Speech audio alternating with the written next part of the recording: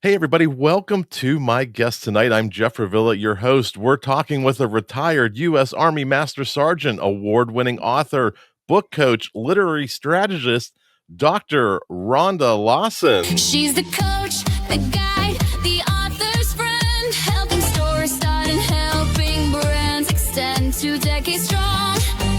With a soldier's pride, Rhonda brings the passion deep inside.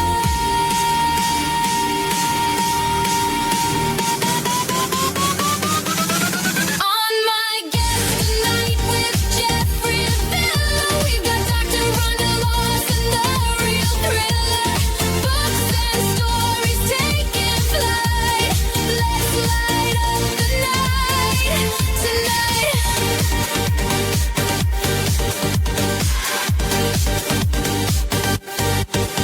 24 books and a stage play too. Helping nearly 1,000 authors push through. She's got the clarity, the discipline, the drive. Helping authors everywhere thrive.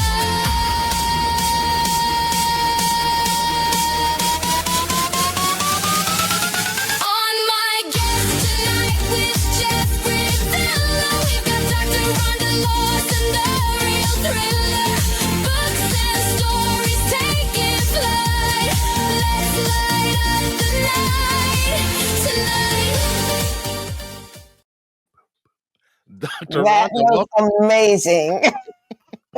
I'm so glad you like it. I got to admit, they are starting to get out of hand. This was like a minute, it was like a 90-second production. And it was a great song, so I let it play the whole time. That was a great song. I'm like, wow, I need to steal that from him. I'll send you a copy. Most of my guests request a copy of their song, but Dr. Rhonda, welcome to the show. Well, thank you so much. Thank you for having me here. So glad you're here. Most of you listening at home know that this is an origin story podcast where we go back through the timeline and see what brought Dr. Rhonda to where she is today. And where are you calling in from right now? Where do you call home? Well, right now I live in Maryland, like right outside of DC. And were you born in Maryland originally, or have you traveled No, around? actually, I was born in Mississippi, believe it or not, but I grew up in New Orleans. So I call New Orleans home. And one of the things, you're kind of a self-described storyteller, and you kind of saw that early on in your life. And do you remember some of your early childhood uh, stories where you started telling stories to friends or family? Yes, actually, when I was about 12 years old, I was always a reader. I was reading everything. I was reading signs on the wall, anything I can get my hands on, I was reading. I actually liked those books on tape. I might be showing my age because they don't do books on tape anymore. But I would play the tape and listen to the story and read along with it, or I would play the tape and listen to the story as I was going to sleep. And I still love a good sleep story. Sometimes if I can't sleep, I'll put my earphones on and I'll listen to a sleep story. I'm usually asleep by the time it gets to the 30-minute mark. But I was, like I said, I was always reading. And when I was 12, I decided I wanted to create my own story. And so I started writing my own stories. And I never did anything with those stories. I wish I had. I probably could have been an author probably 40 years ago. But it's okay. One day I'll find them and maybe I'll turn them into some YA stories. But what it did was it actually set my path for writing. So my mother saw early on that I enjoyed writing and she poured into that. And I really thank her for that because often parents may see their kids wanting to do something in the creative field. Maybe they want to be an actress or a writer or poet or what have you. And their parents will say they need to get a real job. And my mother never told me that.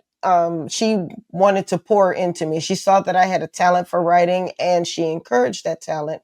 And I appreciate that. So I often tell parents these days, if you know that your child has an interest in the arts, instead of discouraging them, pour into it. because you never know what'll happen. They may never pursue a career in the arts, but knowing that they have an outlet, something that they enjoy doing, is sometimes what keeps them going. My own daughter decided at the age of 12 that she wanted to be an actress. And that drive to be an actress, she kept that all through middle school, all through high school. She chose her college based on being an actress, and she actually majored in theater arts at Clark Atlanta University. She graduated cum laude, but she decided not to go into acting once she graduated. She became a teacher, and now she works for the federal government. But it was that drive for the arts that really kept her motivated and kept her in school. So your child may never decide to go into the arts, or maybe they will go into the arts and be very successful. I have a cousin who is an amazing photographer, and that was something that he cultivated at a young age. I have another cousin who's a chef, something he cultivated at a young age. So um, if you have a child who's interested in the arts, who loves something, let them have that outlet, feed into it. You just never know what'll become of it. And for me, I became an author, but it's not my only job. I mean, I went to college. I have 3 degrees now. I work for the federal government. I'm retired U.S. Army, as you mentioned earlier. But writing has always been writing has always been my safe space, and it's something that I'm very good at, and it's something that I love to share. But that's only because my mother poured into it and helped me to cultivate it and become better at it. Some of our guests who have found writing or storytelling at an early age sometimes take inspiration from TV shows or comic books. You mentioned books on tape and reading. Were there things that inspired you at a younger age that brought stories out of you? Was there anything that kind of unlocked storytelling for you? I think for me, what unlocked storytelling was my love for stories. I did a lot of reading, as I mentioned earlier, and as I got a little bit older, I was reading all of the teen books. I was reading Sweet Valley High. I was reading Are You There, God? It's Me, Margaret. I love Judy Blume. I've probably read everything that Judy Blume wrote for young adults. I need to get into her adult stuff because I didn't find out until later she actually did adult writing as well. So I have to read all of that. But I was into reading. So because I had such a love for stories, that is really what unlocked my passion for telling my own story. I actually learned how to write because I read so much that I kind of picked up on how the quotes were done, how the narration was done. I picked up on the difference between narration and dialogue. Dialogue can be written in dialect, but you still want the narration to make sense. You still want the narration to be, I call it the King's English, but you want it to be readable. It doesn't have you want to show the people that you know how to write. So I picked up on all of that just reading stories, and it helped. Like I said, it helped me to build my own talent for telling a story. And that passion for you continued into college too. Did you study English and literature in college? I did actually. I originally wanted to be a lawyer when I started college, and then I soon realized that was not what I wanted to do. So I majored in English, and I really fell in love with the arts then because I got to read just more of the classics. And I even took a Harlem Renaissance class. And in the Harlem Renaissance class, I was learning more about Black authors and about the authors who were celebrated during the Harlem Renaissance. Many of us know about Langston Hughes or Zora Neale Hurston, but I learned about so many more authors whom we didn't even know about during that time. And that awakened my passion even more for the classics and for many of our classic Black authors who basically set the way for me, the path for me to become an author. And after college, did you continue this passion, or did you take a little break or a little sidestep? you did mention the retired U.S. Army Master Sergeant. How did we go from college into service? Well, Loyola. I went to Loyola University in New Orleans. Wonderful school. I couldn't afford it anymore, actually. About 2.5 years in, about 2 years in, I said, I think maybe I'm going to sit out. But it seems like, and it's just my mind. I'm quite sure it didn't happen that instantaneously. But in my mind, as soon as I made the decision that I was going to sit out because college had gotten expensive, I got a call from an Army recruiter who asked me if I still wanted to join the Army. Now, to back up a little bit, when I was in high school, um, my good friend said, "Hey, Rhonda, let's go take the ASVAB. We can get out of class for a little while." I said, "Girl, I don't want to join the Army." She said, "I don't either. But let's go take the test for a little while. We have an excuse absence from class." I'm like, "Well, sure, why not?" So we went to the auditorium and we took the ASVAB. And apparently I did pretty well on it because they kept my score. And I think a couple years later, as I was in college, whether I was going to go back because college had got expensive, across town there was some recruiter who was going through the old files and ran across my name and said, she did okay on the ASVAB. Let me see if I can give her a call and see if she still wants to join the Army."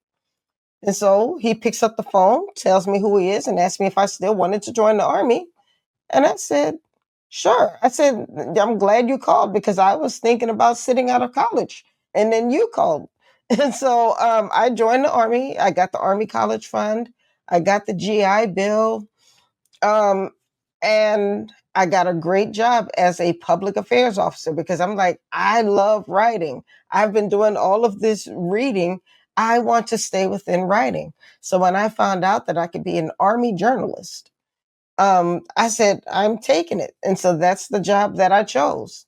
And that's really how I became an even better writer because people don't realize that Army public affairs is one of the hardest military specialties um, in the Army. It's hard because writing is just not easy. I mean, I know some people think all you have to do is just write a few words down. It's not that simple.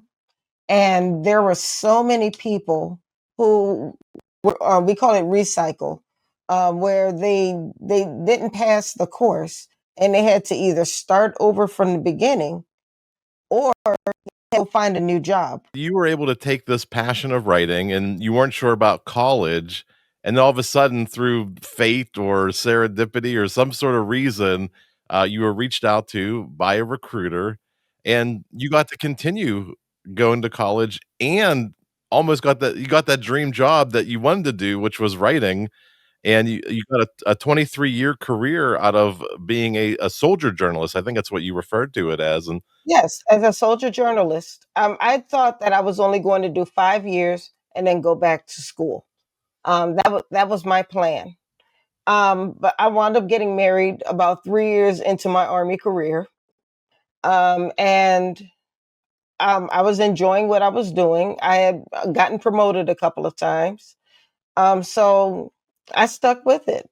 And next thing you know, I had done 23 years, but my love for fiction writing had never waned. I still enjoyed writing. So one day, even though I was an Army journalist, and now let me tell you something about being an Army journalist. My passion was to tell the soldier's story.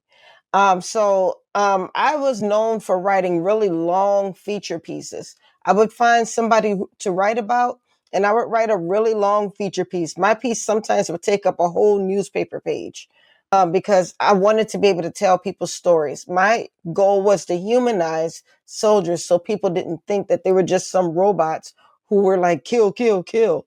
That these were people with families, these were people with goals and passions and patriotism, and they were a part of our communities, and I felt like my stories helped me to introduce that soldier to the world. So I was always writing, but what I decided to do was I still wanted to write fiction. So I wrote my first book. really, I started writing that book probably in 1997. But it just kind of sat around. I didn't know what to do with it. I didn't know how to get it published.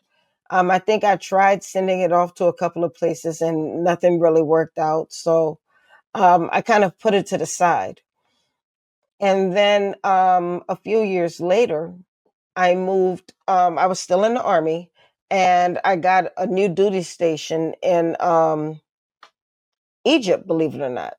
But just about maybe less than a year before I moved to Egypt, I thought I wanted to do something with my book again. I think I even joined a couple of writers' communities because I wanted to learn more about the field, about the industry. And I stayed in touch with these writers' communities when I moved to Egypt. And then, I would just kind of listen to them. I would get to know some of them. And a couple of them I'm still friends with to this day. This was back in the day before we had social media. These were listservs. So we were basically emailing each other through Yahoo. So, yeah, I don't even think there wasn't even Gmail back then. Um, so that's how we kept in touch with each other. And I remember um, around while I was stationed in Egypt, I got an email from one of my former sergeants major, who's still a good friend of mine to this day, and she sent me this message, and she said, "Rhonda," and she never calls me by my first name. She always calls me Sergeant Lawson. So I already knew something was going on if she called me Rhonda. And then she informed me that a sergeant major whom we both knew and that we both cared about was unfortunately in a helicopter that was shot down in Iraq. And I was devastated.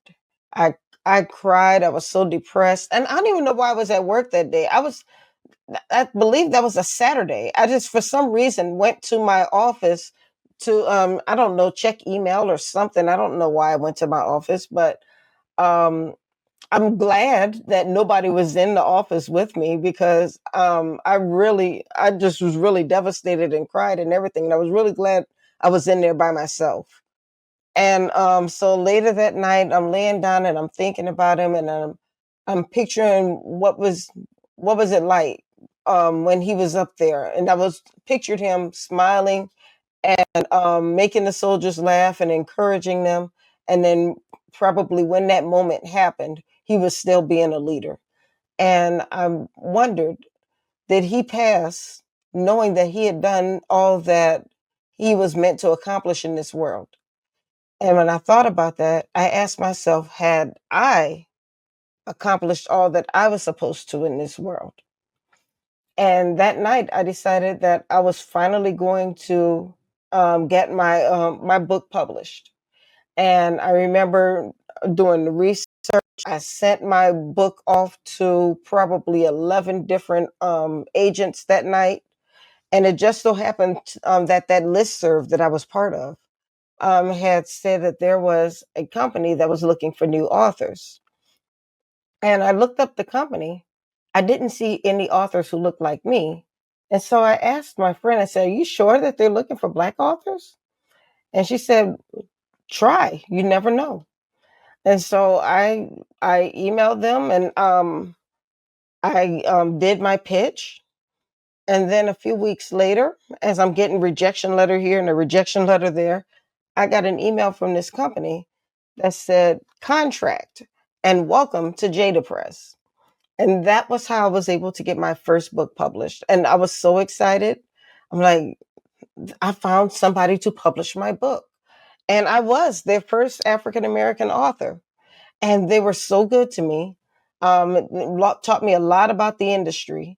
Gave me some tips on how I could refine my book, and um, I was able to do my first book signing while I was still in Egypt. I had gone home for a few days, or not a few days, maybe a few weeks, but I had gone home for a few weeks, and I was able to do a book signing while I was out there. I was able to do a radio interview.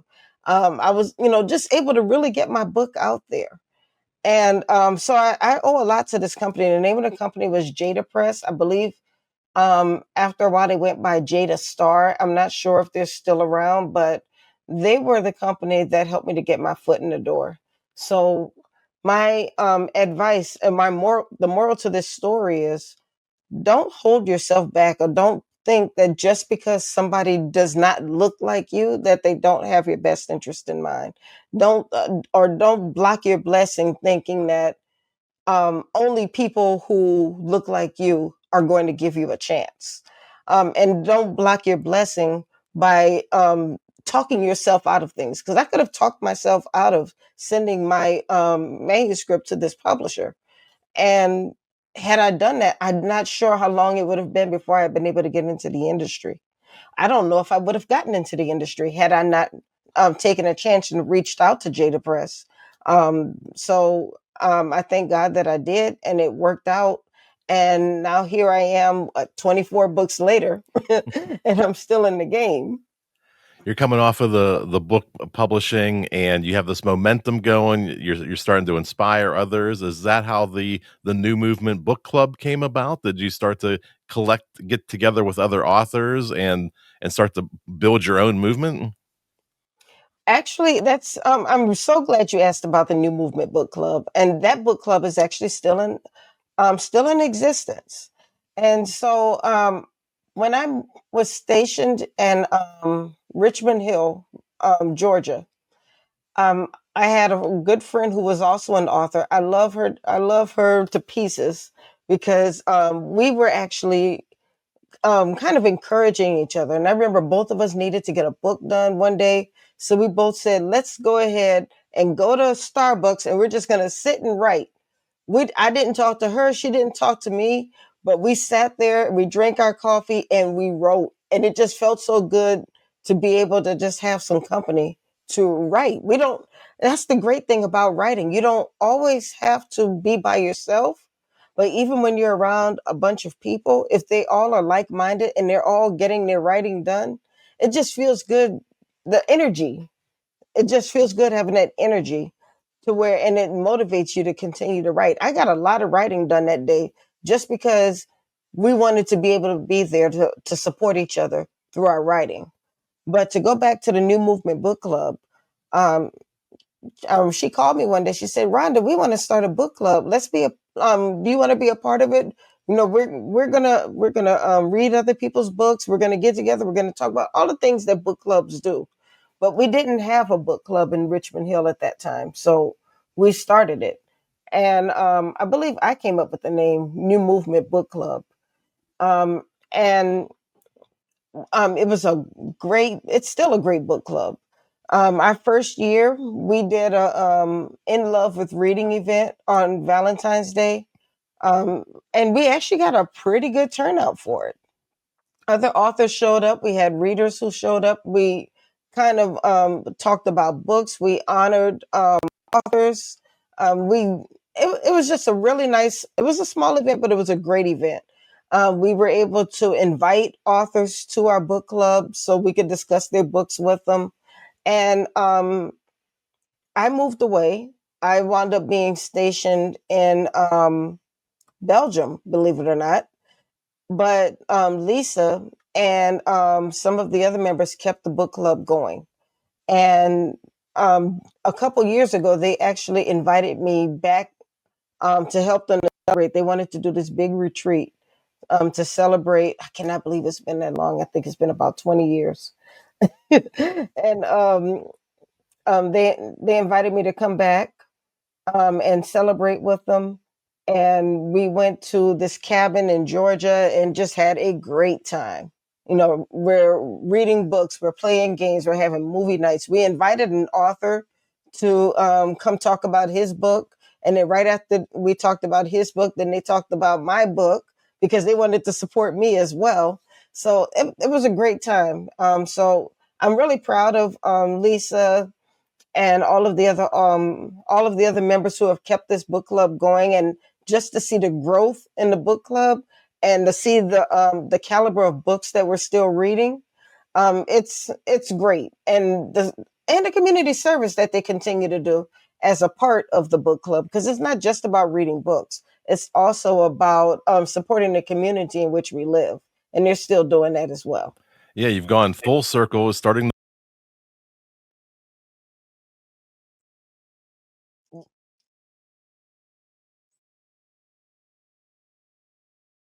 comes about, right? Is Yes. this the agency where all these little pieces that, working together with authors, networking with different authors and fans of literature, you're making all these connections. The next step is you start helping people get self-published. Is that kind of bubble up out of, this club, or being an association with all these other authors in this network that you're building? And that's it's absolutely right. I mean, because I've met so many authors through my journey, and I remember what it was like when I first became an author, and I'm looking for opportunities to sell my book. I mean, I think there's still some people out there in the world who still owe me money for my books, but and but the thing is, I remember what it was like to go to a bookstore, drive all the way to a city because I had a book signing, and I get to that bookstore and it's been closed down, and the owners didn't bother to reach out to the authors who were coming to do book signings. It was just closed. So I basically drove all the way to the state for nothing. But these things have happened. There have been times where I've gone to a bookstore, and the person who was working that day didn't even know that an author was coming. So I remember those days. Or maybe they did everything they could to support the author, but the people didn't come. And now I'm not saying that every book signing that I did was unsuccessful. I had some amazing book signings. I've had some amazing festivals that I was a part of. But I wanted to be able to support authors and support small business owners, so that they can get more exposure for their work. And then at the same time, I wanted to be able to pitch them to media. And a lot of publicists don't really have a media component. It's all about social media. It's all about helping you to market your book. But I also want to help you to build a brand for your name. So, because I had a public affairs background, because of what I was doing in the Army, I knew how to pitch to media. So I wanted to make that a part of what I did as well. So when I retired from the Army in 2017, I started Meet the World Image Solutions. And at first, the company was supposed to be, I was supposed to be a publicist. I wanted to be a publicist for authors as well as musicians and artists. But I quickly realized that I didn't like just being a publicist. I still had writing in my heart. So I pivoted the company to where I still did publicity services for people, but not so much that monthly publicity where you pay me $1,000 a month or what have you, and I'm going to get you into the media. I don't just do that. I write press releases. I do press kits. um I can edit your work. I have a lot of great customers, clients who come to me asking me to edit their work, and I love editing. I mean, it's hard work, but I love helping them to shape their words so that they have more meaning, so that the reader can read that story and get get the true message from what the author was trying to say. I love doing that. I also love book coaching because it's something that I've done. Being an Army journalist, I was always teaching writing, so I knew how to write. So I brought that component in as well. So that's the reason why the company pivoted from just being an image consulting company or a publicity company, to literary and publicity services. I want to be able to support that first time author, that person who has a story inside them and they don't know how to get it out. I wanted to be able to support that business owner who is trying to position themselves as an expert in their industry. And I always say that every business owner needs a book because every business owner has a valuable story to tell, and every business owner has an expertise that people are always trying to pick their brains to get a piece of. But if you put that expertise into a book, when people ask you, how did you do such and such? You can say, I wrote a book about it. I sell it for $10. I sell it for $25. And it'll tell you everything you need to know. So now they're making passive income for their business, and they've positioned themselves as an expert in their industry. So I wanted to be able to do that with the literary arm of my company. With the publicity side of my company, I wanted to help authors like me, the people who were going out to these book signings and not having a machine behind them to let people know that they were coming. I wanted to be able to build um, basically an entire publicity kit. So when they try to pitch themselves to organizations for speaking engagements, or when they're trying to pitch themselves to their local newspaper or their local morning show, they actually have something to show them. So, and what happens, there are some authors who are going to feel they can do all of this themselves, and their work is not going to be taken as seriously because they're not presenting themselves as professionally. But when you have a professional kit, a professional media kit, a professional press release that doesn't have a bunch of typos and grammatical mistakes in it and has improper structure, but a professional press release, this is going to help those shows take you more seriously. I had an author who was a celebrity chef, and I pitched him to some talk shows. And the first thing that these talk shows asked for was a one sheet and a sizzle reel. If you're not already, if you don't already have that in your arsenal, what's going to happen when you want to get pitched to a major publication or a major broadcast show, and they ask for your one sheet and you don't have one, or you give them a flyer thinking that that's a one sheet? That's not a one sheet.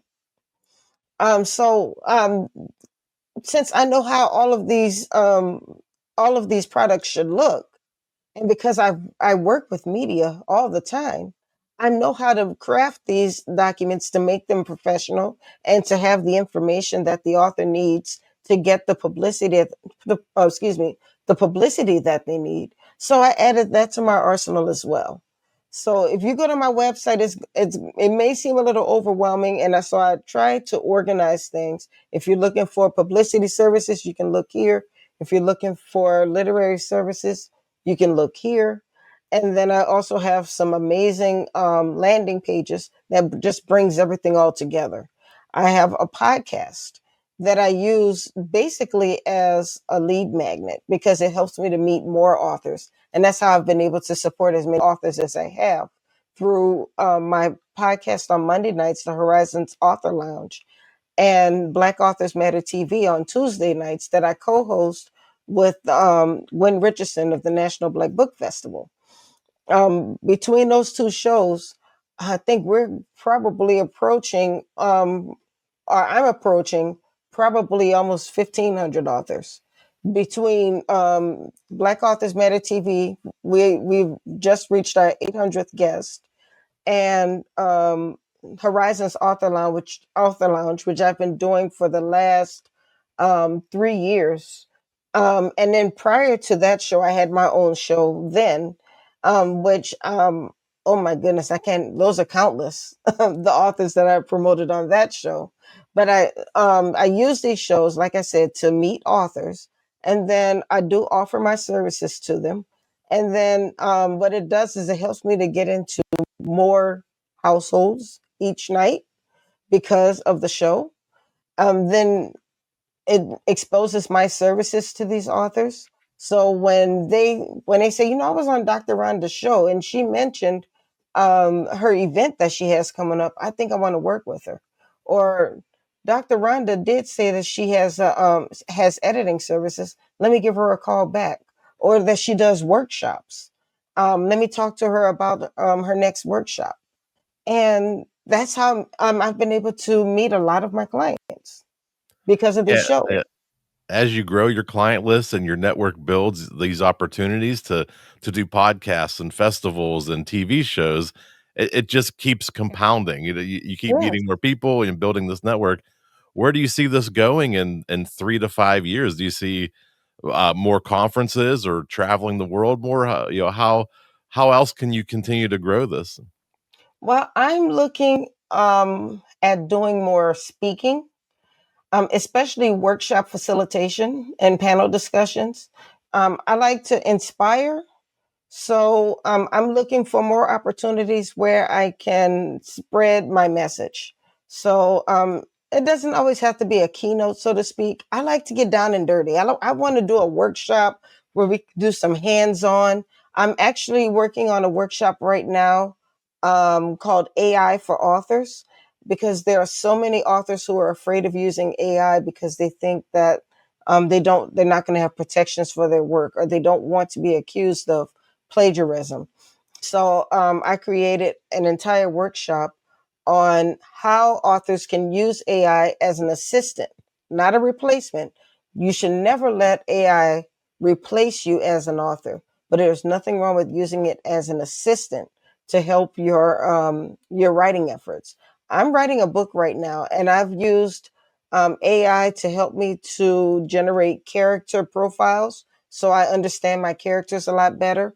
I've used AI to help me to define my plot lines. And I've actually even used it to help me to design my book covers.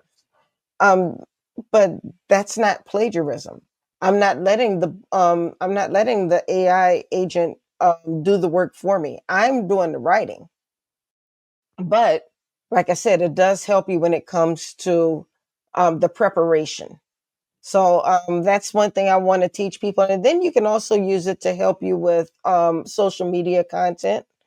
You can I use AI to chop up my shows and to post it on my social media, and it does it all for me. I don't have to do it all myself anymore. And when I first started doing my show, I was doing all of this myself. I couldn't keep up.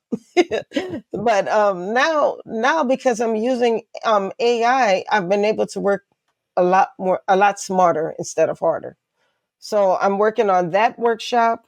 I have a number of workshops on editing, character development, plot development. I even have a copywriting class that I'm working on as well. Very nice. And you mentioned spread the word. If there's authors out there who are ready to spread their word and need that little push or that extra step, what's the best way to connect with you? What's the website to hear about your services? Well, my website is www.mtwimagesolutions.com. That's IMAGESOLUTIONS.com. And then I'm also I'm pretty active on Instagram. You can find me at Meet the World Image Solutions.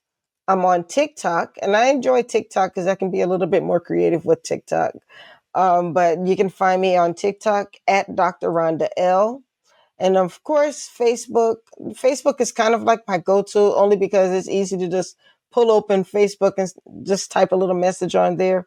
I try to be a little bit more creative when I do Instagram and TikTok posting. I'm also on LinkedIn. You can find me on LinkedIn. Of course, that's more of my professional profile. I'm not as creative on there. Um, I'm working on doing a Pinterest, but I have a Pinterest. I don't invite people to it because it doesn't look as nice as I want it to look. But I am working on that because I think a lot of people sleep on Pinterest, and they think that it's just a place to go to get decorating ideas or fashion ideas. But there's a great writing community on Pinterest, and there's a very specific audience on Pinterest. And what people don't realize about Pinterest is that most platforms are designed to keep you on the platform. Pinterest is actually designed for you to leave the platform because it brings all of this content together. When you click on it, you're going to be clicking away from the platform and going to somebody's website or somebody's social media page or somebody's blog. That's what Pinterest is there for. So I'm looking for ways to just amplify everything that I'm doing. My Medium and Substack pages, my social media accounts, all of the writing tips that I give. I want to be able to put all of that onto Pinterest and tap into that very specific audience that's there looking for great information. Awesome. Dr. Rhonda, this has been so much fun. I'll have all those links in the show notes so people can connect with you. Let's go back to that theme song. She's the coach, the guide, the